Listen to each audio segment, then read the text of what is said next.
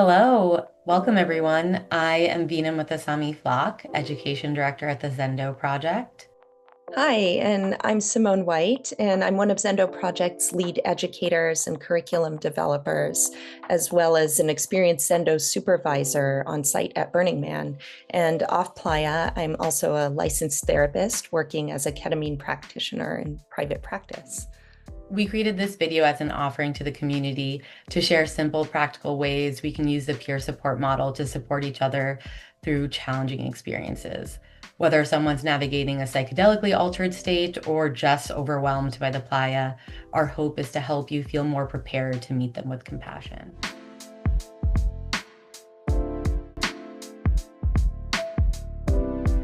So let's start off with a scenario that might already be familiar to some people.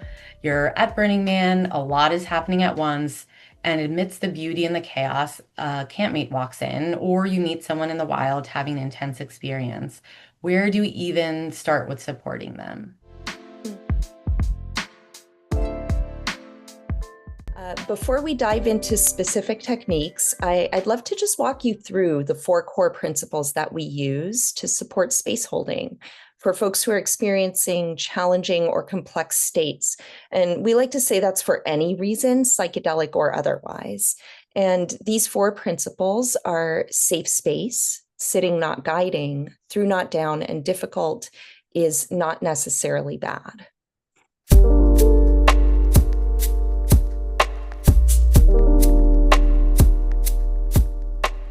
Let's start with the foundational principle, creating a sense of safety. What does that actually look like when someone is in a heightened or altered state? Yeah, so tending to safety or safe space is really, there's a few key things to keep in mind, right? We keep in mind potential trauma history, people's cultural background, issues of consent. We use what's called invitational language. We tend to physical needs, and we tend to things like crowd management, right? So I like to look at this as a hierarchy of need. And the first thing I really like to do is just simply introduce myself and ask if someone is wanting or needing any support. Just being warm, authentic, and matching your energy to the individual, right? If they're quiet, don't be exceedingly loud, right? So, and ask for consent to be there, and don't make any assumptions about what's going on for the other person. Ask before offering or directing. Then I'll assess the environment. So, is the space overstimulating? Are there a lot of people around? And if so, consider asking if the person would like to move to a quieter place. And also consider that people can have varying histories, and that moving to a place away from others, if you don't know the person well, could be pretty activating. So, just think about striking a middle ground between privacy and isolation. I wouldn't take someone to an enclosed space, for example, unless that's what they've requested. And sometimes if folks are engaged enough and connecting enough, you can even ask directly, is there a quieter place you can think of that you might want to go to? Um, and also just track their presentation, right? Are there any indicators that they might need medical care? If so, that's going to be the priority. And on a more basic physical level, just things like consider offering water or a snack if you've got that on hand. And the bottom line is that we start with safety. So this means asking for consent and tending to physical needs. It also means having a trauma attuned lens, which basically means that we assume that anyone you meet may have experienced trauma. So demands, commands, and force may be activating or actually re-traumatizing for folks. There's some specific examples of trauma-attuned language that we can use, right? So, for example, instead of telling someone slow down, you might consider saying, you can move at your own pace. Or instead of directing someone to breathe or take a deep breath, you could offer an invitation. If you'd like, you can try deepening your breath. Or instead of just saying a word like relax, you might ask the question, can you allow any part of your being to soften? Or can what you're noticing be gentler? And also, instead of saying something like visualize a place you love, It can be really helpful to ground people in present moment awareness. So something like take a look around the space and just name a few things you see. Is there anything that feels neutral or pleasant to look at? Or can you notice any details that draw your attention? That can help with grounding, right? Thank you for sharing those examples. So once we've helped create a sense of safety, what's the mindset we want to take as we stay present with someone? Can you explain what we mean by sitting, not guiding? Sure. Yeah. Very briefly speaking, sitting not guiding is about cultivating presence, listening, grounding, letting go of agenda, and really allowing a person's inner healing intelligence to come alive. So, this principle refers to basic trust and respect for the wisdom and autonomy of the individual. It also refers to staying in a space of curiosity and non judgmental presence. So, what this means in practice is that we avoid assumptions and we don't try to direct or change anyone's experience. Fundamentally, we hold the orientation that each person is the expert on their own lived experience. So, when we're sitting, not guiding, we're not directing or leading, we're not having an agenda. We're not guiding or steering the content of their experience or trying to fix or cure or heal anything. And we're also not pushing breakthrough mentality. And an acronym that I like to keep in mind is WAIT, WAIT, which stands for Why Am I Talking? So, what does what I'm saying have to do with the person in front of me? Do I have an agenda? Does it pertain to sitting, to presence, and or open curiosity? Right. So I'd love to offer a few examples of what not to do or say, because these can be common mistakes, right? So directive leading, for example, saying something like, it sounds like you have some traumas in your past. Maybe now would be a good time to focus on them. Or I want you to feel into your pain. Or if you breathe, it will make you feel better. Or even, something more spiritually oriented that might be a mismatch for someone, right? Like take this Palo Santo, it will help you heal. And also just being careful about having an agenda, right? So saying things like, there's a method of processing that I think will work really well with the psychedelic you're on. Or you should try meditating because it will relax you. And then what I also like to share a bit about breakthrough mentality. And an example of that might be being like, breathe heavier and make lots of noise. So just being careful about those directives and kind of avoiding those in contact. What happens when someone is really deep in it? Maybe they're crying or overwhelmed or on a whole different wavelength. How do we stay with them without really trying to fix it or shut it down? That's a good question. So, and that relates to our next principle of through not down. So through not down is an orientation to care for someone who's having a challenging experience, such as a heightened emotional expression, maybe grief, anxiety, confusion, overwhelm. And when someone is in a difficult or challenging or complex psychedelic space, it can bring up many things for us. It may challenge our own edges, leading to our own discomfort. And so we might want to talk them down from their experience or talk them down from their high. Or we might want to make more sense of what they're going through, or we might want to help them make more sense of what they're going through. And our approach to when this is happening is to talk through, not down. And it really requires a unique skill set of sitting with discomfort, complexity, and your own discomfort around the complexity, right? And in these challenging emotional experiences or grandiose experiences where folks might be loud or even happy or amazed. This principle is really about getting comfortable with being uncomfortable and not trying to fix or change an experience that someone's having.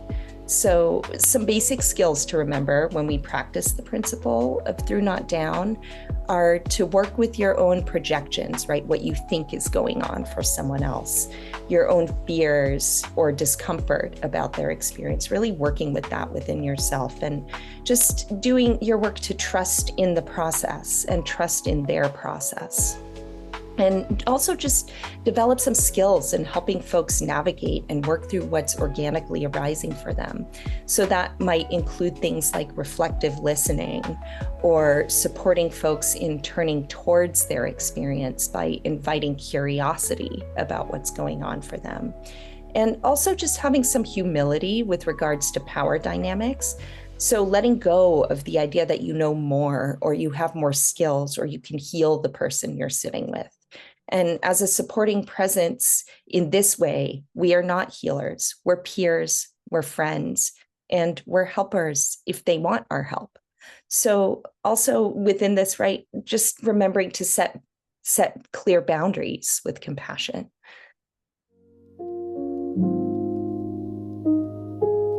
So sometimes it's hard to know if someone is going through something meaningful or something harmful. How do we understand and work with that idea that difficult is not necessarily bad? Yeah, so transformation, strength, resilience, and deep wisdom are often gained through our most challenging experiences, and difficult psychedelic experiences are no exception to that. The principle of difficult, not necessarily bad, is about it's not really about trying to redirect someone's experience, nor is it about judging or placing value on someone's experience. We can't ever know how hard something is for a person we're sitting with. What this is really about is our own orientation as a supporting presence and how this can inform the way we support others in need, right? So, like it can bring us a sense of calm to know that difficult might not necessarily be bad. And some ways to support that are first through normalizing, right? So it can be reassuring to calmly let someone know that it's okay to feel challenged, right? It's okay to not be okay sometimes. And at Burning Man or festival environments, people might feel an obligation to be celebratory or to be having a good time. And just letting them know that overstimulating environments or social complexity or intense physical experiences can bring up hard things for just about anybody. And if someone's on a psychedelic and they've disclosed this to you, it can be helpful to let them know that challenging experiences are not uncommon and that their experience is temporary.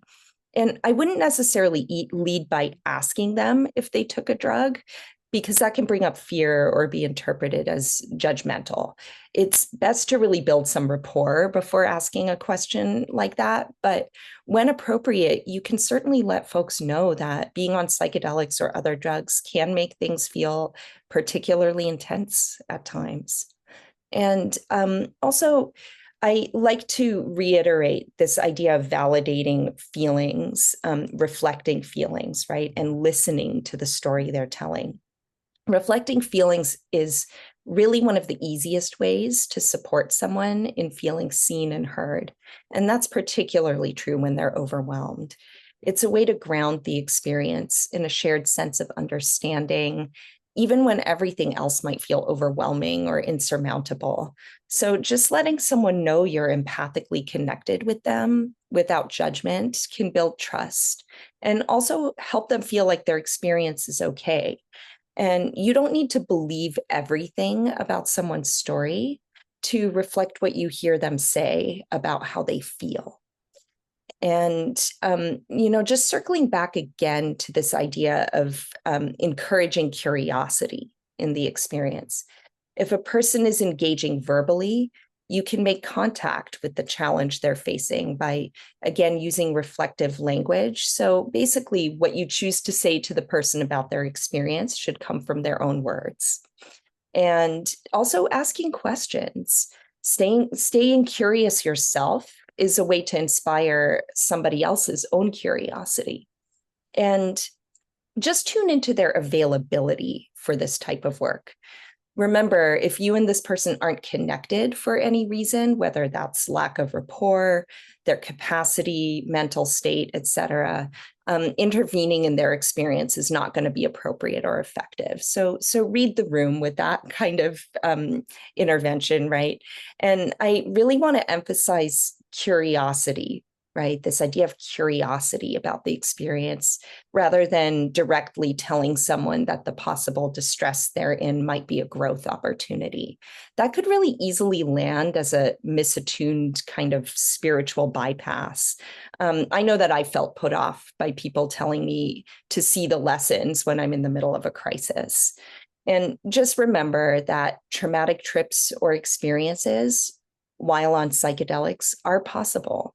So please connect folks with appropriate resources that they might need if for additional care.